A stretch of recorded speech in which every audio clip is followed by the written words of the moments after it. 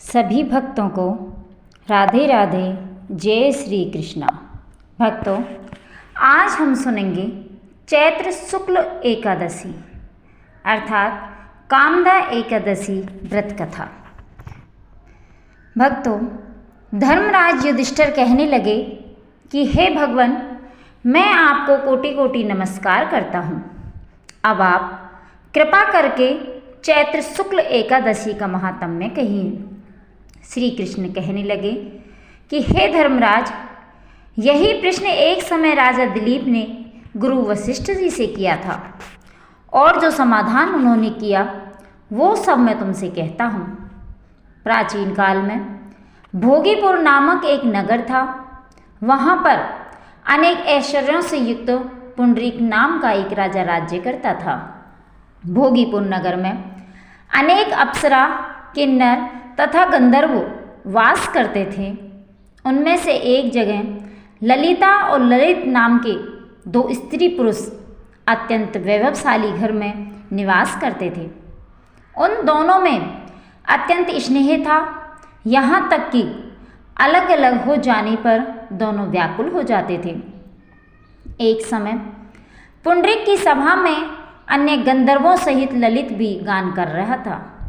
गाते गाते उसको अपनी प्रिय ललिता का ध्यान आ गया और उसका स्वरभंग होने के कारण गाने का स्वरूप बिगड़ गया।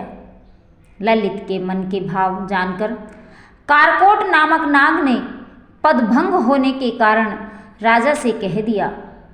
तब पुंडरीक ने क्रोधपूर्वक कहा कि तू मेरे सामने गाता हुआ अपनी स्त्री का स्मरण कर रहा है, अतः तू कच्चा मांस और मनुष्य को खाने वाला राक्षस बनकर अपने किए कर्म का फल भोग। पुंडरीक के श्राप से ललित उसी क्षण महाकाय विशाल राक्षस हो गया। उसका मुख अत्यंत भयंकर, नेत्र सूर्य चंद्रमा की तरह प्रदीप्त तथा मुख से अग्नि निकलने लगी। उसकी नाक पर्वत की कंदरा के समान विशाल हो गई और गर्दन पर्वत के समान लगने लगी। सिर के बाल पर्वतों पर खड़े वृक्षों के समान लगने लगे तथा भुजाएं अत्यंत लंबी हो गई। कुल मिलाकर उसका शरीर 8 योजन के विस्तार में हो गया। इस प्रकार राक्षस होकर वह अनेक प्रकार के दुख भोगने लगा। जब उसकी प्रियतमा ललिता को यह वृतांत मालूम हुआ तो उसे अत्यंत खेद हुआ और वह अपने पति के उद्धार का यत्न सोचने लगी। वह राक्षस अनेक प्रकार के घोर दुख सहता हुआ घने वनों में रहने लगा। उसकी स्त्री उसके पीछे पीछे जाती और विलाप करती रहती।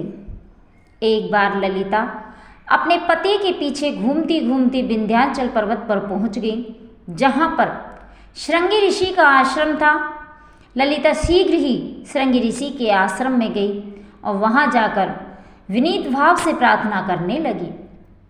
उसे देखकर श्रृंगी ऋषि बोले कि हे सुभगे, तुम कौन हो और यहाँ किस लिए आई हो?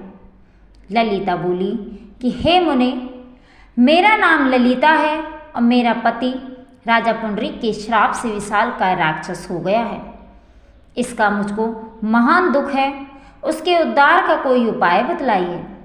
श्रृंगी ऋषि बोले, हे गंधर्व कन्या, अब चैत्र शुक्ल एकादशी आने वाली है, जिसका नाम कामदा एकादशी है।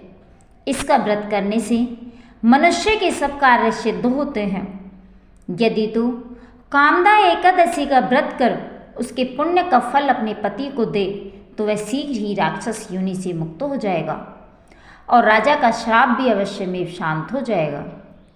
मुनि के ऐसे वचन सुनकर ललिता ने चैत्र शुक्ल एकादशी आने पर उसका व्रत किया और द्वादशी को ब्राह्मणों के सामने अपने व्रत का फल अपने पति को देती हुई भगवान से इस प्रकार प्रार्थना करने लगी, हे प्रभु, मैंने जो यह व्रत किया है इसका फल मेरे पतिदेव को प्राप्त हो जाए, जिससे वह राक्षस योनि से मुक्त हो जाए।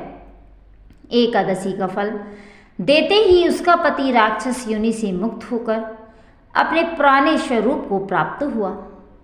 फिर अनेक सुंदर वस्त्राभूषणों से युक्त ललिता के साथ विहार करने लगा और उसके पश्चात वे दोनों विमान में बैठकर स्वर्गलोक को चले गए।